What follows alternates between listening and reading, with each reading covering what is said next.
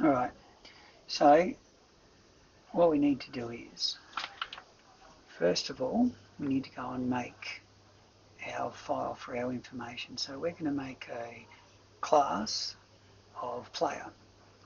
So it's new file, player, and first of all we're going to import SwiftData because we're going to use that.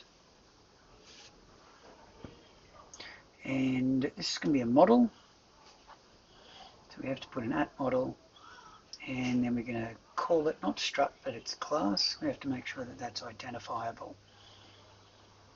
Now we're going to put all of our parts in, so we're going to put an identifier, so an ID, we're going to make that the UUID.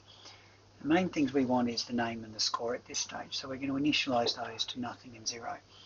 Now because it's a class, we need to put in an init, or initialize the value, so it understands how to use that every time it points to it. So the UUID is UUID, and the name is going to be a string. We're going to set that to nothing to start with, and we're going to have our score as an int and it's 0. Now here we may have to make all of the selfs equal to that. So we make self ID equal ID, and self name equal name, and self score equal score.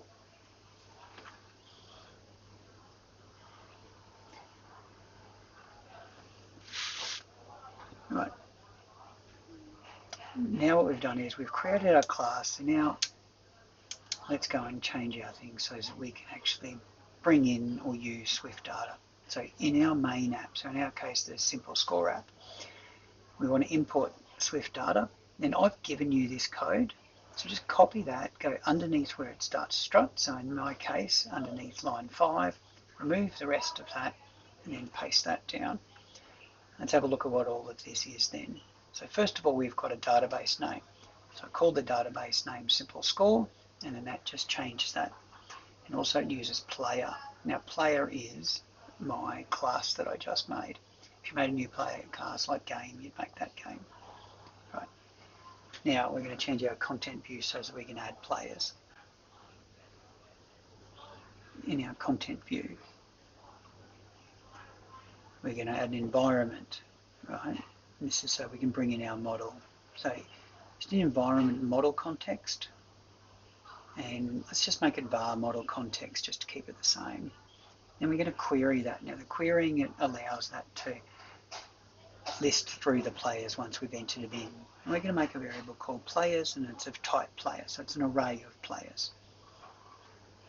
Right, and then because we're going to enter a new name every time, we're going to make a state variable just for the name. If you had other information to add there, you'd put those others. And initially it'll make the score equal to 0. Now we needed to make sure that that was importing the SwiftData, and just put the dot in the wrong place there. Right, so now let's put this all in the stack, and then up the top we'll put in a text field so that we can put in the player's name.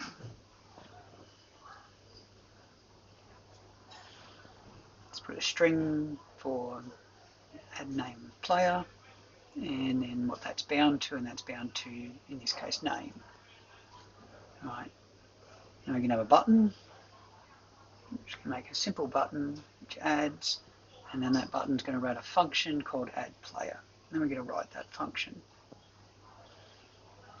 So just outside that view, but still within that curly bracket, write a function called add player, and we're going to let the player equal type player, name is name, score 0. So we're going to preset that to 0. But name is what we enter in as name. So when you say model context, dot insert, so insert's how we put that to it, so we'll use deletes and that's later on. Insert player.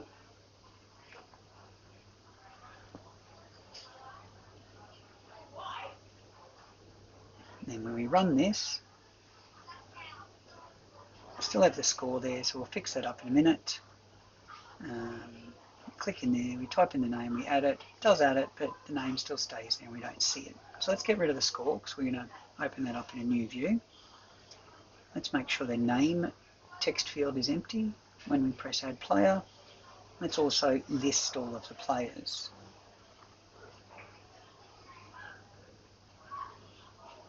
Alright, so now what we also want to do is we want to do a list. So let's create a list. And we want a list of the players. So for each players, right, and that's because that's what our array is, and we're going to think of it as players inside it. So player in, so every time it loops through it, it's going to think of that as player. I want the text of player dot name. So we run that, that'll give us our names. Now I did this previously before, and I've used the same database and used the name Troy in both. So that's why you see two of those. All right.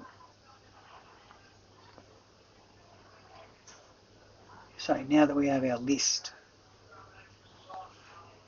let's navigate to the score. So open all of that up, put a curly bracket around that, and then put it in a navigation stack. So the whole V stack's inside a navigation stack.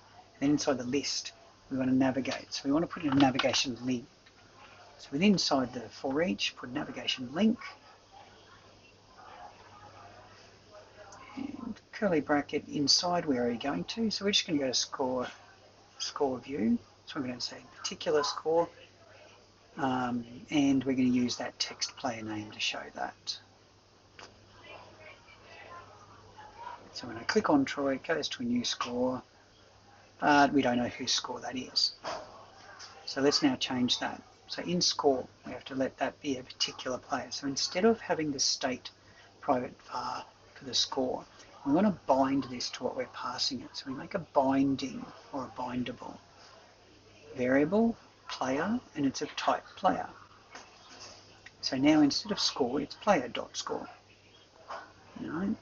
And then so when we add it up, we want player.scores to add up player.score, player.score. Right? So it's this particular player. And we also, because we're now told this has to have a player, so we have to tell in our preview, player is, and it's of type player, and we want to give it the name and a score. We just have to give one, just otherwise we get an error in here because it can't preview because it doesn't know what the name of the player is or the score. Right, and at the top where we see score, we may as well see the player's name, so let's add the variable there.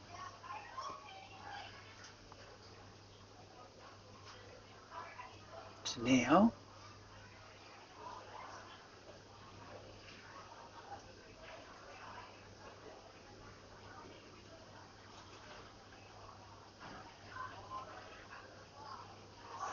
we're going to make it navigate to the player's score.